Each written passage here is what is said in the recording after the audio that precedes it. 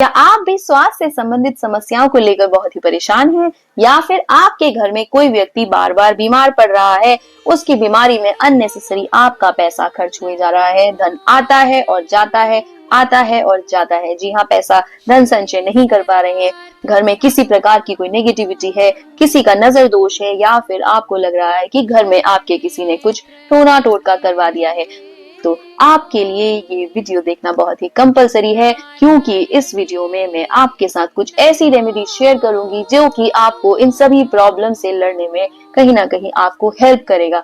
नमस्कार, आप सभी को मेरा राधे राधे, जय माँ दुर्गे, जय माँ ब्रह्मचारिणी। जी हाँ, आज मैं बात करने वाली हूँ माता ब्रह्मचारिणी के बारे में।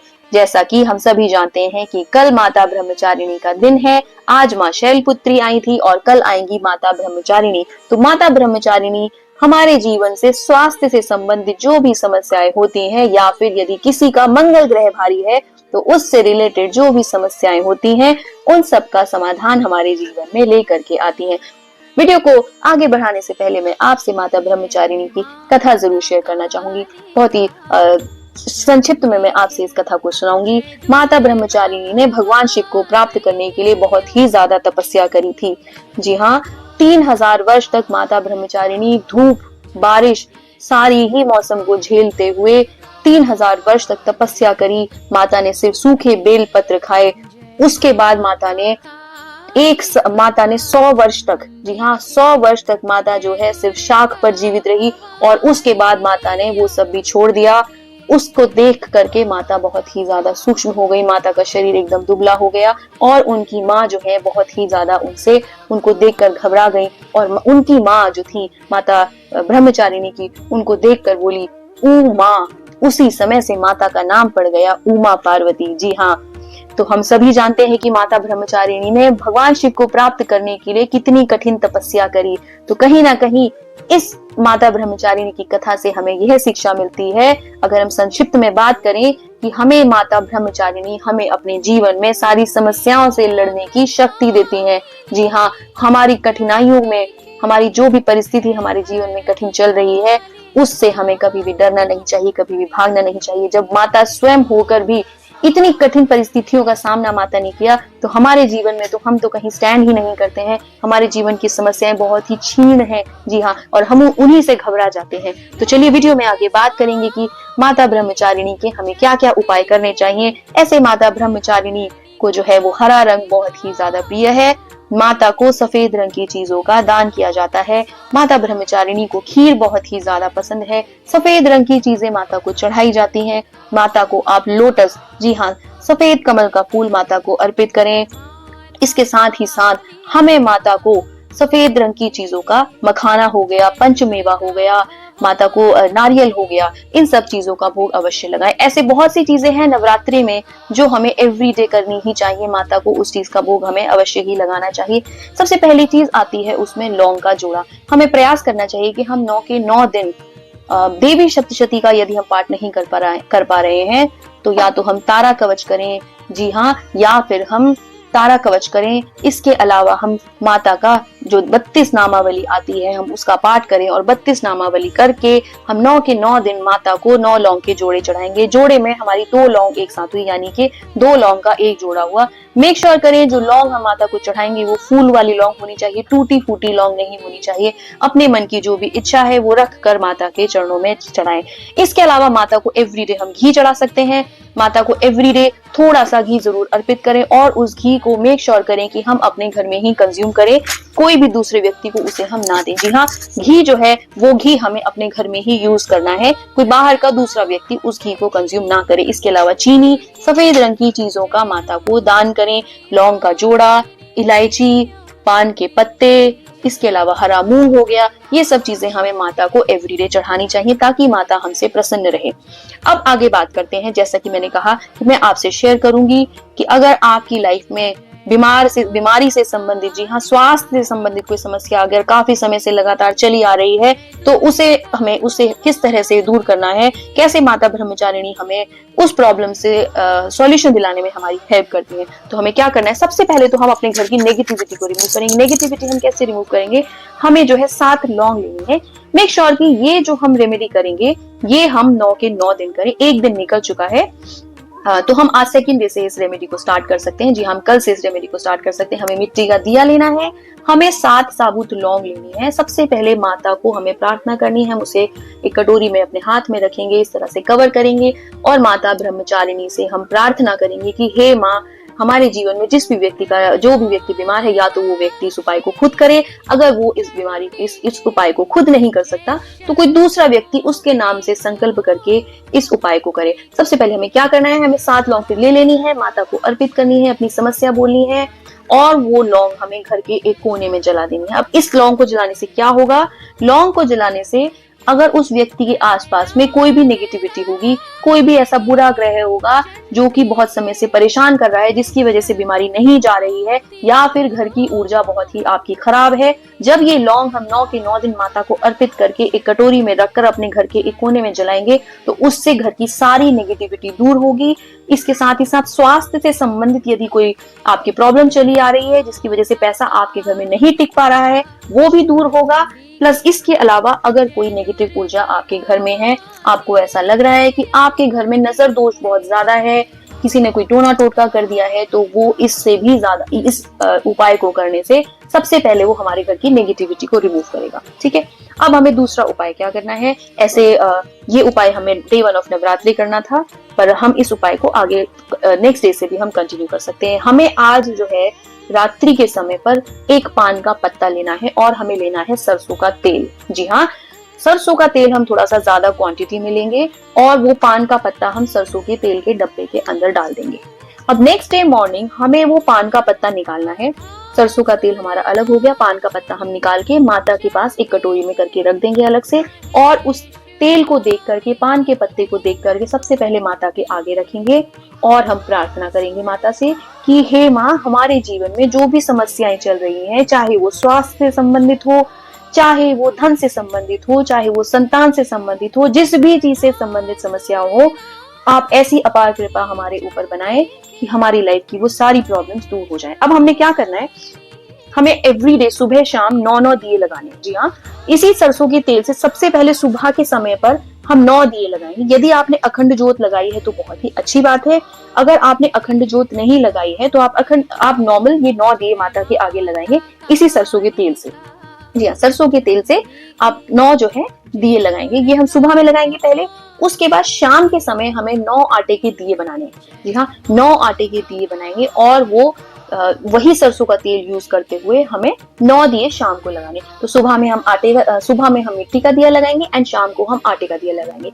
जब हम 9 दिन कंटिन्यूअसली इस उपाय को करेंगे तो हम अपने जीवन में देखेंगे कि कहीं कुछ बहुत मेजर ब्लॉक्स अगर थे, चाहे वो बीमारी से संबंधित थे, चाहे वो धन से संबंधित थे, या किसी भी प्रॉब्लम से संबंधित वो थे, तो आप देखेंगे कि आपकी लाइफ में चेंजेस आप दूसरे तीसरे दिन से ही देखने लगेंगे। ये देखिए, ये उपाय मैं अपने घर में खुद कर चुकी हूँ और इस उपाय का बहुत ही अच्छा रिजल्ट मुझे मिला है। मैं अगर आपसे कोई भी उपाय शेयर करती हूँ तो वो मैं उपाय ऐसे नहीं शेयर करती हूँ, मैं वो सबसे पहले खुद प्रयास करके देखती हूँ कि उसका क्या रिजल्ट मिल रहा है, क्या रिजल्ट नहीं मिल रहा है। इसके अलावा फिर मैं बहुत सारे क्लाइंट्स को ये सब शेयर करती हूँ रेमेडीज, एंड जब मुझे उनसे पॉजिटिव रिव्यूज मिलते हैं तब मुझे लगता है कि शायद पब्लिकली भी मुझे ये आप लोगों से शेयर करनी चाहिए चीजें। तो आप पूर्ण विश्वास के साथ देखिए, आस्था और विश्वास होना किसी भी चीज में बहुत ही ज्यादा इंपॉर्टेंट है।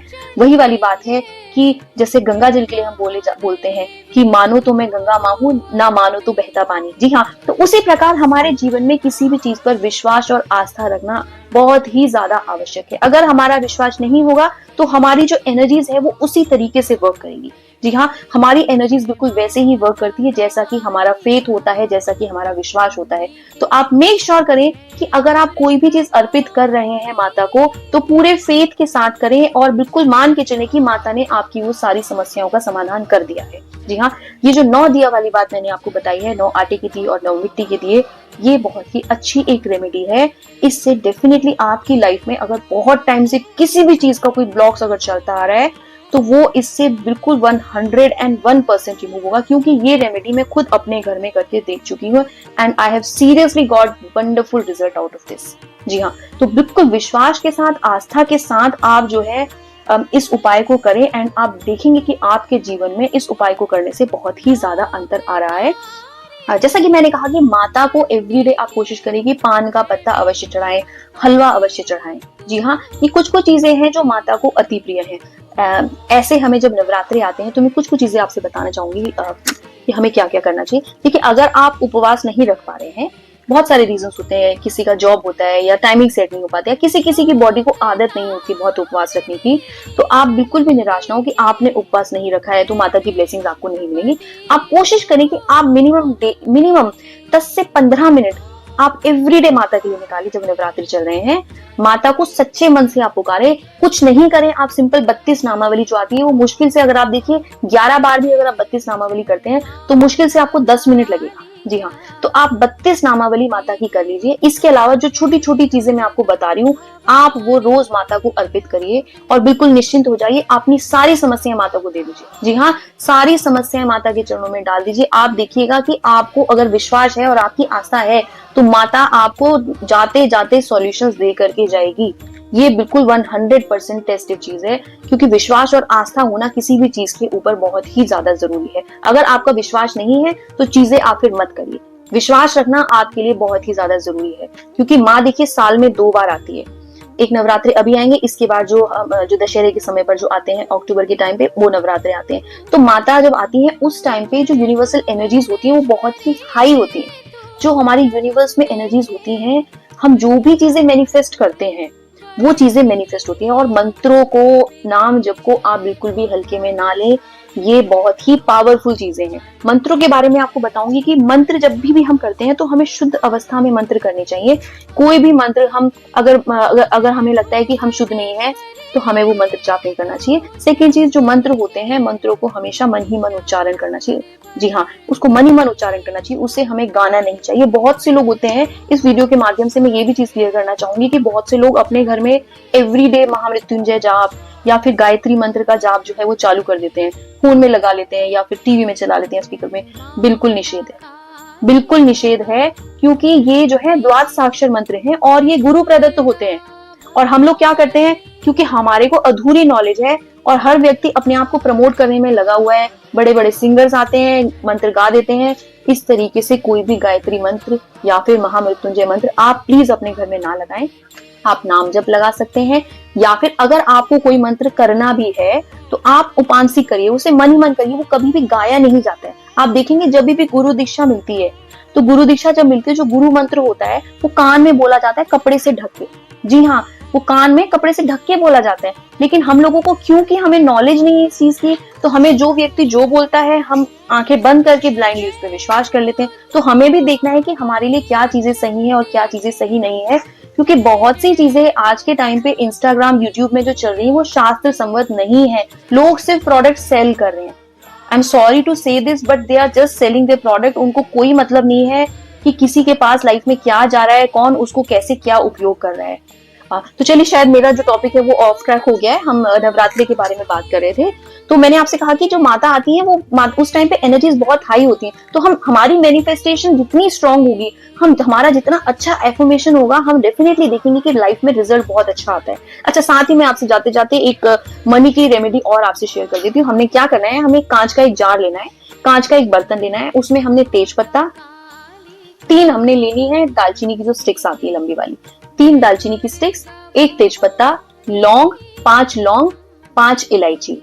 ठीक है, और अगर हमारे पास जायफल है तो हम उसमें 2 जायफल लेंगे। जी हाँ, वो हमने, और उसमें हमने थोड़ी सी पीली सरसों और हमने उसमें डाल देंगे। ठीक है, ये जार हमने बना लेना है और 9 दिन इसे हमने माता के पास रख देना है। ठीक है, जब ये 9 दिन तक माता के पास रहेगा, हमने अपने धन से संबंधित जो भी समस्याएं, हम इस जार को अपने हाथ में लेके माता को बोल देंगे और माता के पास हम इसे 9 दिन तक रख के रखेंगे।